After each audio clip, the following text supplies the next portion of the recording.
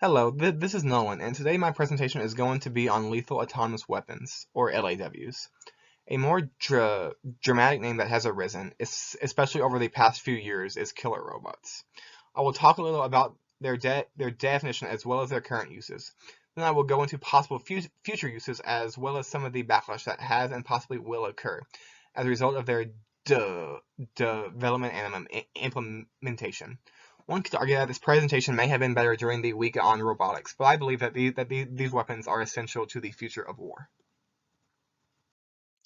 Now, there are three possible categorizations that have arisen as the development of lethal autonomous weapons has continued, and those three being human in the loop, human on the loop, and human out of the loop. Human in the loop weapons can only select and deliver force under the command of a human. An example would be a piloted drone. Human on the loop weapons can select and deliver force by themselves, but there is a human operator who has the power to override it at any time. Human out of the loop weapons can select targets and fire without any human intervention. Pictured is the MQ-9 Reaper, generally known for conducting operations in the Middle East. The Reaper can currently only be classified as a human in the loop weapon. As well as it is capable of autonomous flight, the decision to attack rests with its controller. It cannot attack on its own. Even with these three classifications, the exact definition of a lethal autonomous weapon is not clear. The International Community of the Red Cross states that these weapons are any system that is capable of targeting and initiating the use of lethal force without direct human supervision and direct human involvement in lethal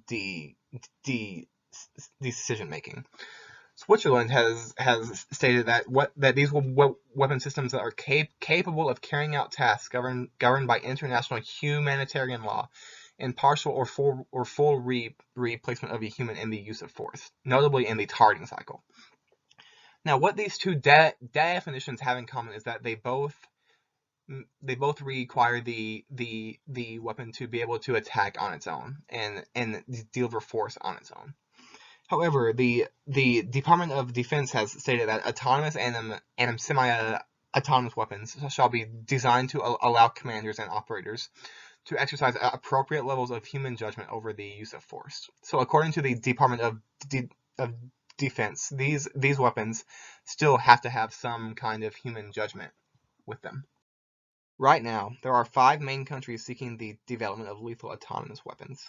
Those countries being the United States, Russia, the United Kingdom, China, and Israel. Less so, the governments of Iran, Turkey, Pakistan, and India are also seeking the development of these weapons. However, China is the main country seeking the development of human out-of-the-loop weapons. Secretary of Defense Mark Esper said at the National Security Commission on Artificial Intelligence conference that Chinese weapons manufacturers are selling drones advertised as capable of full autonomy, including the ability to conduct lethal targeted strikes, and that they are negotiating to sell these drones to various governments in the Middle East.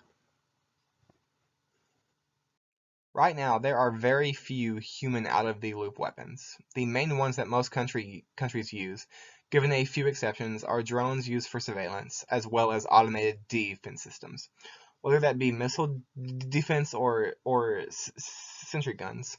Given that there must be a quick response time if randomly targeted for an attack, these systems are autonomous. An example would be the Phalanx, used by the United States to defend their ships against various threats, whose criteria is given by a human operator beforehand. Right now, the aforementioned countries are developing lethal autonomous weapons to be used in the case of a future war.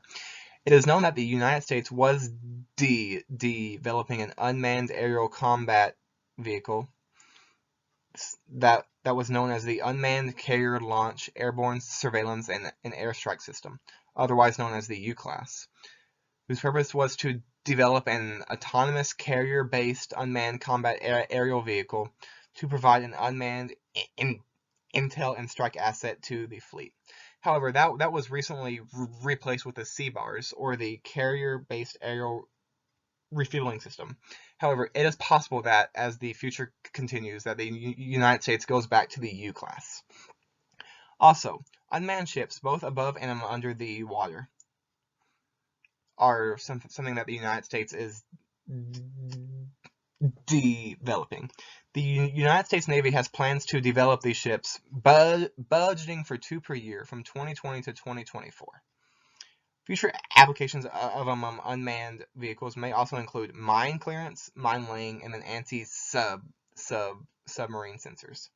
Russia is also developing the Poseidon, unveiled in 2018. It is an autonomous, nuclear-powered, and nuclear-armed unmanned underwater vehicle. Now, a little further into the future, it is possible that weapons that use machine learning and/or deep learning may be possible. Right now, current AI systems are programmed to follow an algorithm and act on that algorithm and nothing else. However, new AI systems are being tested and developed and can learn from experience without being programmed to do so. These new AI systems would be able to recognize patterns from past decisions and then act on them. And this, of course, would result in a much more lethal weapon. Now, if lethal autonomous weapons were to be implemented and deployed, the world could quickly devolve into the haves versus the have-nots. The countries that have these weapons would risk almost nothing if a great war were to break out, as they could just send these weapons into combat, whereas countries that do not have these weapons would risk much. This could lead to the countries that have lethal autonomous weapons enforcing their will on those who do not have them. This could lead to a violence first, then a diplomacy later approach, due to those countries having very little risk to their own citizens. Also, do we really want certain regimes or organizations to have weaponry that, when all of their forces are killed, still continues to fire? On top of that, these weapons would be extremely difficult to dismantle or destroy. And if that regime just wants to cause as much chaos as possible, then these weapons would be perfect for them to use. Of course, there's always the possibility of a Skynet/Terminator-esque situation, but that is highly, highly unlikely. The first meeting regarding these weapons was organized at the UN Convention on Certain Conventional Weapons, or CCW, in Geneva. So far, 28 countries have sought to fully ban autonomous weapons, and there has been much resistance from those that are developing them. Russia, Israel, Australia, South Korea, and the United States have indicated that they cannot support the negotiation of a new treaty via the CCW. And Russia lobbied to limit the amount of time that states met for this meeting in 2019, reducing the talks from just 10 days to only 7 days. As time passes, more and more countries will gain access to these weapons, further reducing the chance of a ban or even a treaty, making it even more likely that these weapons will be used in the future of warfare. And now I have a few quotes from a few influential people. Stephen Hawking says that once humans develop full AI, it will take off on its own and redesign itself at an ever-increasing rate. Elon Musk is quoted as saying that AI may constitute a fundamental risk to the existence of human civilization. And the UN Secretary General has stated that autonomous machines with the power and discretion to select targets and take lives without human involvement are politically unacceptable, morally repugnant, and should be prohibited by international law. It is obvious that there is a lot of opposition to the development of these weapons by many different people.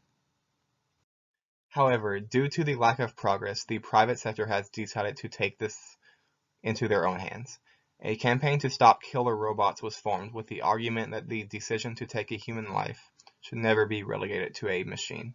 The argument has also been made regarding differentiation. Can these weapons really differentiate between a civilian target and a military target? And if a civilian target is killed, then who shoulders the blame? The country that it's from, the programmer that programmed it? There is so much resistance that in the July of 2018, 2,400 researchers have signed a pledge to not pursue the development of these weapons. This pledge states that the participants will neither participate in nor support the development, manufacture, trade, or use of lethal autonomous weapons. Finally, I would like to leave with a quote from a senior executive at a Chinese defense firm. In the future battlegrounds, there will be no people fighting. The use of lethal autonomous weapons in warfare is inevitable. Given the lack of UN progress on these weapons, I believe that he is correct. Future wars will be fought with very few people, and lethal autonomous weapons will do most of the fighting for us. The winner will not only be decided by who has the best tactics regarding these weapons, but by who has the best technology. Thank you. And then, of course, here's my bibliography.